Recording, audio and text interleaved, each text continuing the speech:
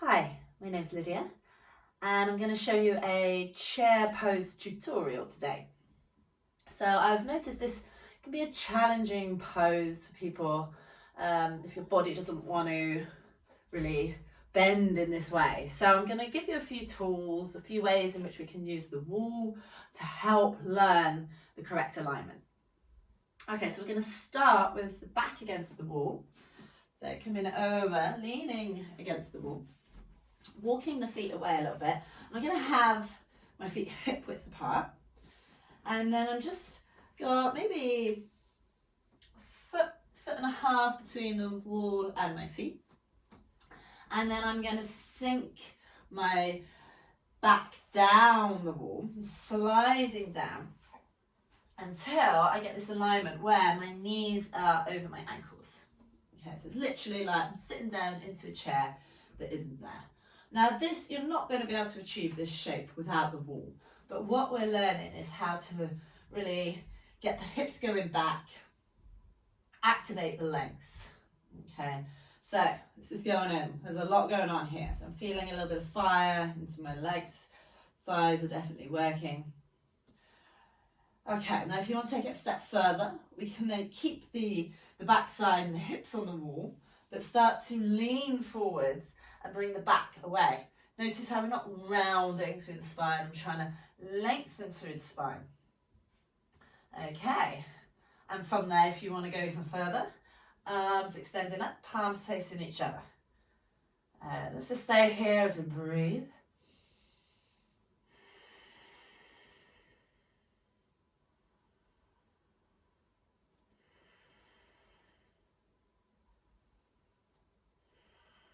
And then releasing and coming all the way up.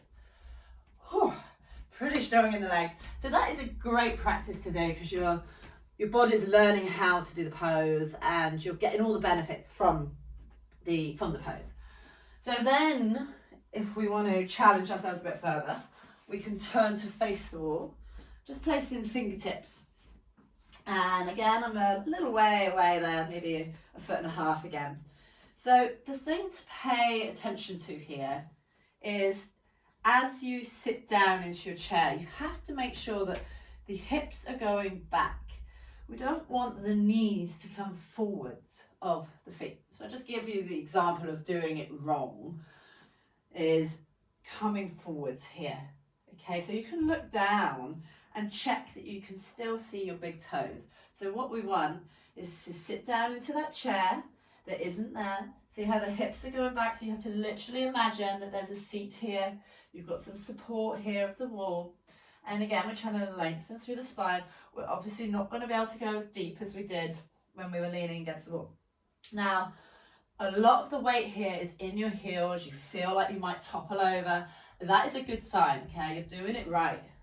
Okay, so we just stay at a place that's comfortable and then gradually we might be able to go a little deeper. But notice how I'm still looking down. I don't want my knees to overshoot my ankles. And my feet are apart, so I want to make sure that my knees aren't dropping in as well and keep them over the feet. And then lengthen through the spine, try and lift the chest. Because as we first come into this pose, what's happening is the hips go back and then we kind of collapse, which is fine if that's where we're working at. And then gradually over time, we can start to draw the shoulders back as well. And then release. Whew. Again, really strong in the legs. Okay, so you might be working on those positions against the wall for quite a long time before you really feel like you can maintain that shape without the wall. And that's fine. It's much better to practice with correct alignment than it is to do the pose wrong and exacerbate injury in the body. So if you get to the point that you want to then work on this practice away from the wall, we can do it freestanding. So again, there's a couple of ways to do this. We can start with the feet hip width apart. We're going to bring the hands to the heart. So the thumbs are near the breastbone. This is reminding us to lift that breastbone up in towards the thumbs and lengthen. Okay, so again, same thing, sitting down into that chair. Now we don't have to go a whole way into this pose. We can start slowly to make sure that we're focusing on that alignment. So I'm looking down, I'm checking I can see my big toes, And then I'm going to lift my breastbone into my thumbs. There we go. And that just feels like enough there for me at the moment.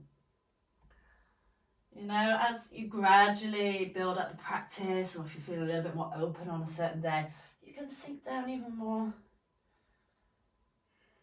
And then release. And one more little variation here. We might bring the feet together. In this way, we can really get that action of squeezing the legs towards each other, which can be helpful. For some people, it makes it a little bit tighter because there's not as much space. So just knowing that there's always lots of different ways to work, okay? And again, we'll start in the same way so that we can work on the alignment. So sliding the hips backwards, lifting the breastbone up, finding a place that works. And then if you want to complete the pose, taking the arms up, palms facing each other. And the longer we stay in the pose, we just work with these two energies. You know, this grounding energy as the hips move down, and then this upward prana energy as we reach into the fingers and lift the chest. And we may even take the gaze up. We can stay here and breathe. Coming all the way up and releasing, taking a big breath. Okay, that's awesome, yogis. So just keep up the practice. Be really gentle and kind with yourself. This is a really strong pose. Like I say, just keep working on the alignment and you will get there. Good job.